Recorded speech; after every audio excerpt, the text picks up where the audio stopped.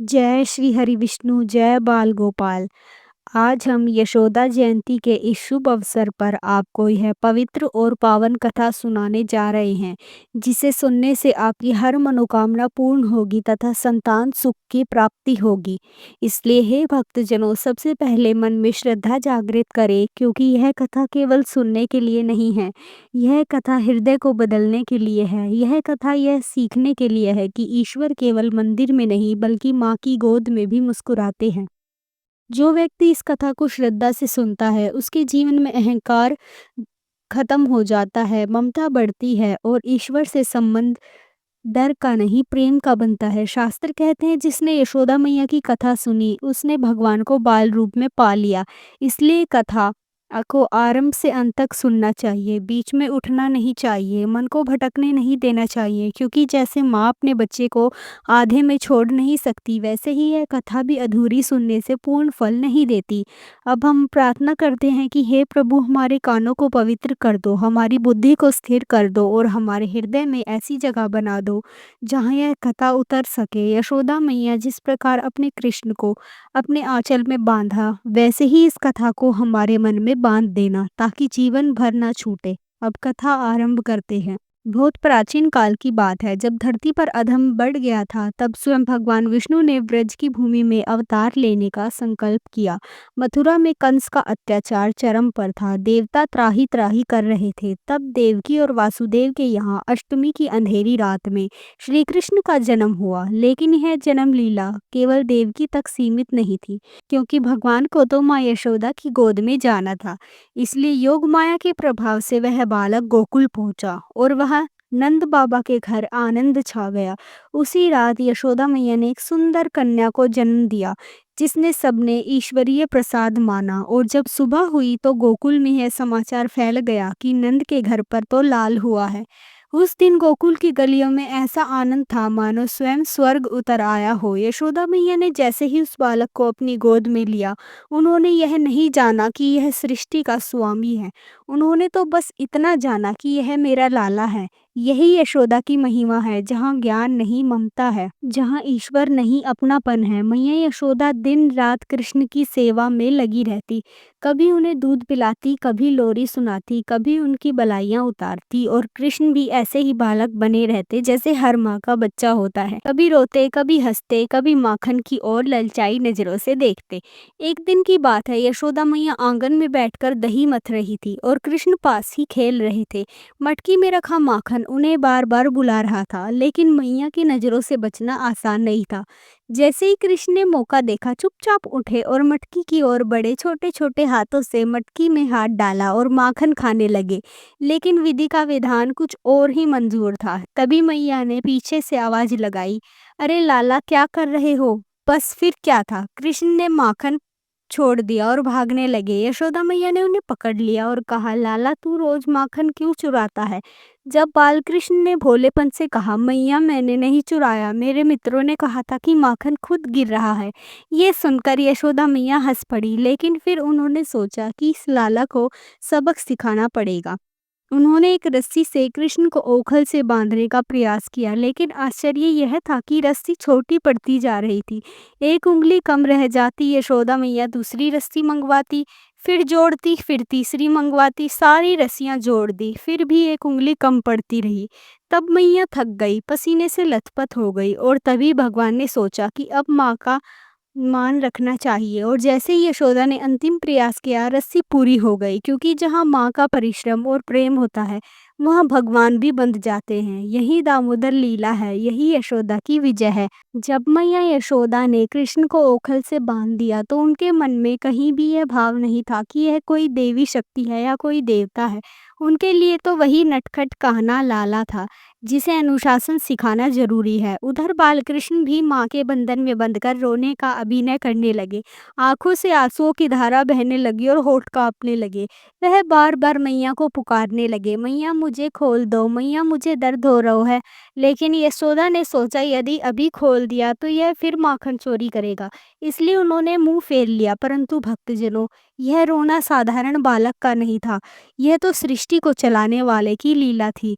उसे रोने की ध्वनि सुनकर स्वयं ब्रह्मांड हिल गया। देवता विचलित हो उठे और लक्ष्मी जी तो व्याकुल हो गई, लेकिन यशोदा अडिग रही। यही वात्सल्य की पराकाष्ठा है, जहाँ ईश्वर भी साधारण पुत्र बन जाता है। कुछ समय बाद कृष्ण ने अपने छोटे छोटे पैरों से ओखल को घसीटना शुरू किया और आंगन से बाहर आने की ओर बढ़ने लगे। गोकुल की गली में दो विशाल अर्जुन के वट वृक्ष खड़े थे, जो नलकुबर और मणिग्रीव नामक कुबेर के पुत्र थे, जिन्हें नारद मुनि के श्राप के कारण वृक्ष बनना पड़ा। उन्हें यह वरदान मिला था कि जब कृष्ण उनका स्पर्श करेंगे तब उनका उद्धार होगा। जैसे ही ओखल उन वृक्षों के बीच फंसा, वैसे ही कृष्ण ने बल लगाया और दोनों वृक्ष धराशायी हो गए। उसी क्षण दिव्य प्रकाश के साथ दोनों यक्ष मुक्त हो गए और उन्होंने कृष्ण की स्तुति की। लेकिन यशोदा मैया जब यह दृश्य देखती है तो वह इसे भी बाल लीला मानती है।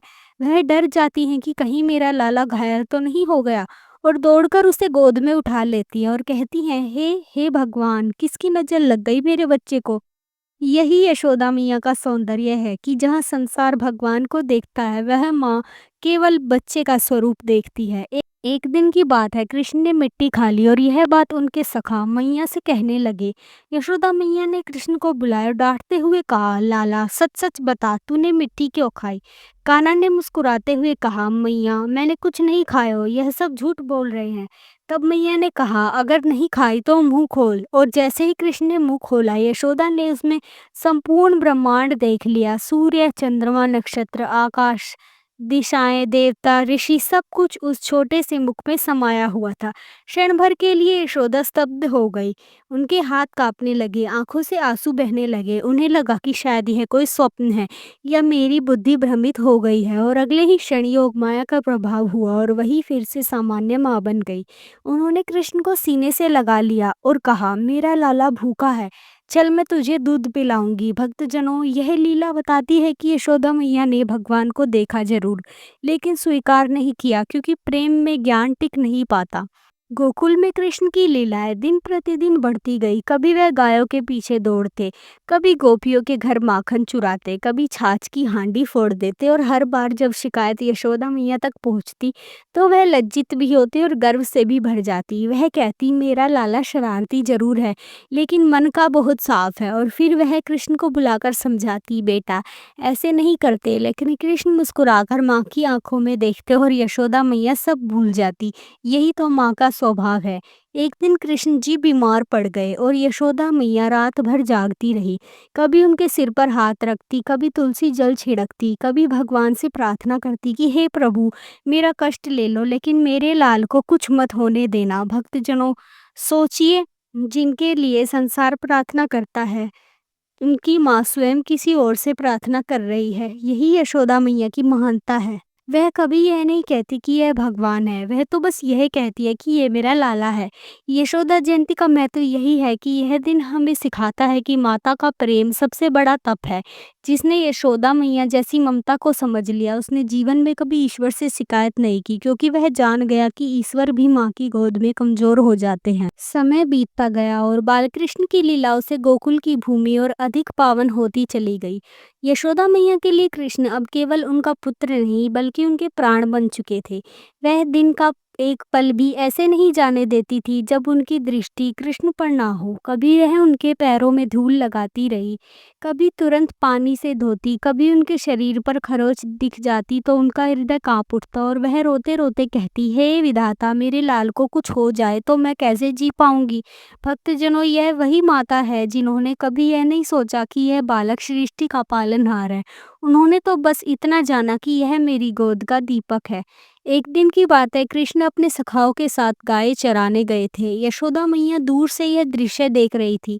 उनका मन बार बार आकांक्षित हो उठता था कि जंगल में न जाने कौन सा संकट आ जाए। उन्होंने नंद बाबा से कहा कि आज मुझे मन बहुत घबराया हुआ लग रहा है, मेरा लाला को जल्दी से बुला लाओ। लेकिन नंद बाबा हंसते हुए बोले, यशोदा, हमारा लाला बहुत चंचल है, उसे कुछ नहीं होगा। परंतु माता के हृदय पहले से ही संकेत पा लेता है। उसी दिन पूतना नामक राक्षसी गोकुल में आई, जिसने अनेक बालकों का वध किया था। वह सुंदर स्त्री का रूप धारण करके यशोदा के घर पहुंची और उसने श्री कृष्ण को गोद में उठा लिया। लेकिन जैसे ही उसने विषैला स्तन से कृष्ण को दूध पिलाने का प्रयास किया, कृष्ण ने उसका प्राण ही खींच लिए। वह राक्षसी अपने असली रूप में गिर पड़ी। जब यह समाचार यशोदा तक पहुंचा तो वह कांप उठी। वह दौड़ती हुई कृष्ण के पास पहुंची और उसे सीने से लगाकर रोने लगी और कहने लगी, हे नारायण, मेरे लाल को किसी की नजर लग गई होगी। और उन्होंने तुरंत उसके ऊपर गौमूत्र और तुलसी जल छिड़कना शुरू कर दिया। भक्तजनों, यहाँ भी देखिए, जहाँ देवता स्तुति कर रहे थे वहाँ यशोदा मैया केवल रक्षा में लगी हुई थी। एक बार कालिया नाग का आतंक यमुना में बढ़ गया। सभी भयभीत थे। कोई भी यमुना के पास जाने से डरता था। कृष्ण ने बाल लीला में ही कालिया नाग का दमन किया और यमुना को पवित्र कर यह समाचार यशोदा मैया को मिला तो वह ना तो इसे लीला से प्रसन्न हुई, ना ही इसे चमत्कार माना। वह तो भय से व्याकुल हो उठी और कृष्ण को देखकर बोली, अरे पगले लाला, तू नदी में क्यों कूद गया? और अगर कुछ हो जाता तो मैं क्या करती? उन्होंने कृष्ण को डांटते हुए अपनी गोद में बिठा लिया। उसके बाल सहलाने लगी। यही यशोदा मैया का स्वभाव है। जहाँ संसार विजय देखता है वहाँ माँ केवल खतरा देखती है। एक दिन नंद बाबा ने यज्ञ करने का विचार किया और यशोदा मैया भी उससे व्यस्त हो गई। लेकिन कृष्ण ने उनसे पूछा, मैया, हम इंद्र की पूजा क्यों करें? यशोदा ने सरलता से कहा, बेटा, बड़े लोग जानते हैं, तू चुपचाप खेल और आगे जा। जो हुआ वह गोवर्धन लीला थी। तब इंद्र का अहंकार टूट गया और कृष्ण ने गोवर्धन पर्वत उठाकर सबको शरण दी। लेकिन यशोदा मैया ने जब देखा कि उनका लाला एक हाथ से पर्वत उठाए खड़ा है तो उनका कलेजा कांप गया। उन्होंने कहा, हे भगवान, इस बच्चे को इतना भार मत उठवाओ, मेरी उम्र ले लो पर इसके हाथ बचा लो। भक्तजनों, यहाँ भी यशोदा ने कृष्ण को भगवान नहीं माना बल्कि एक प्यारा सा कमजोर बालक माना। गोवर्धन लीला के बाद भी यशोदा मैया का व्यवहार वही रहा। वह कृष्ण को रात को में सुलाते समय कहती, लाला, आज बहुत थक गया होगा, चल मैं तुझे हल्का सा दूध पिला देती हूँ। और फिर अपने आंचल से पंखा झलाती। जब कृष्ण सो जाता देर तक उसे निहारती रहती, मानो उनकी आंखों की तृप्ति उसी में हो। यशोदा जयंती का यही संदेश है कि माता का प्रेम किसी चमत्कार से नहीं डिगता। जहाँ ज्ञान समाप्त होता है वहीं से वात्सल्य आरंभ होता है। जिसने यशोदा के प्रेम को समझ लिया उसने ईश्वर को सबसे निकट से जान लिया। समय का चक्र कभी किसी के लिए नहीं रुकता। गोकुल की गलियों में खेलता वह नटखट लाला धीरे धीरे किशोर अवस्था की ओर बढ़ रहा था। यशोदा मैया के लिए यह परिवर्तन सुख और भय दोनों लेकर आया था। इसलिए कि उनका लाला दिन प्रतिदिन सुंदर, तेजस्वी और बुद्धिमान होता जा रहा था, और भय इसलिए कि उनका मन बार बार कहता कि अब यह बालक केवल मेरा नहीं रहेगा। और सच तो यही है, जिन बच्चों में ईश्वर का अंश होता है वे अधिक समय तक केवल एक माँ के नहीं होके रह सकते। मथुरा से बार बार संदेश आने लगा। कंस के अत्याचार बढ़ते जा रहे थे और अंततः वह समय भी आ गया जब कृष्ण को मथुरा जाना पड़ा।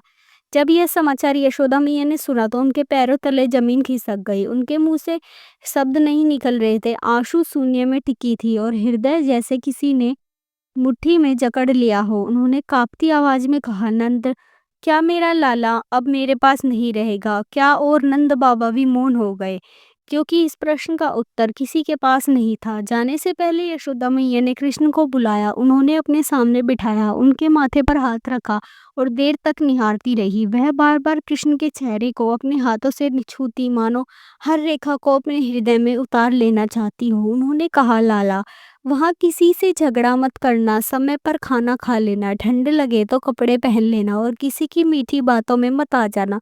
भक्तजनों, देखिए, जिनके लिए वेद गीता उपदेश की बात करते हैं उनकी माँ आज भी उन्हें साधारण बालक की तरह समझ रही है। जब कृष्ण रथ पर बैठने लगे तो यशोदा मैया उनके पीछे पीछे चल पड़ी। उनका आंचल आंसुओं से भीग चुका था, आंखों में अश्रुधारा थमने का नाम नहीं ले रही थी। उन्होंने कृष्ण का हाथ पकड़ा और कहा, लाला, एक बार मुझे माँ कह दे। कृष्ण की आंखें भी भर आई। उन्होंने कहा, मैया। और बस उसी क्षण यशोदा मैया मूर्छित होकर भूमि पर गिर पड़ी। यह विरस ऐसा था जिसे शब्दों में बयां नहीं किया जा सकता। कृष्ण मथुरा चले गए, कंस का वध हुआ, धर्म की स्थापना हुई, लेकिन गोकुल में यशोदा मैया के लिए जीवन जैसे ठहर सा गया था। वह रोज सुबह उठकर कृष्ण के कमरे में जाती, उसके बिछौने को ठीक करती, माखन की मटकी को देखती और फिर चुपचाप बैठ जाती। कभी कभी उन्हें लगता कि अभी कृष्ण दौड़ते हुए आएगा और कहेगा, मैया, भूख लगी है। लेकिन जब वह आवाज नहीं आती तो उनका हृदय रो पड़ता। कोई कभी ग्वाल बाला मथुरा से समाचार लाता तो यशोदा तुरंत पूछती, मेरा लाला ठीक है ना, समय पर तो खाता है ना, ना किसी ने उसे डांटा तो नहीं। लेकिन उन्होंने कभी यह नहीं पूछा कि वह भगवान की तरह पूजे जा रहे हैं या नहीं, क्योंकि उनके लिए कृष्ण का मूल्य उसके ईश्वर होने में नहीं बल्कि उनके पुत्र होने में था। शास्त्र कहते हैं कि जब कृष्ण द्वारका के राजा बने तब भी उनके हृदय में यशोदा मैया का वही स्थान था।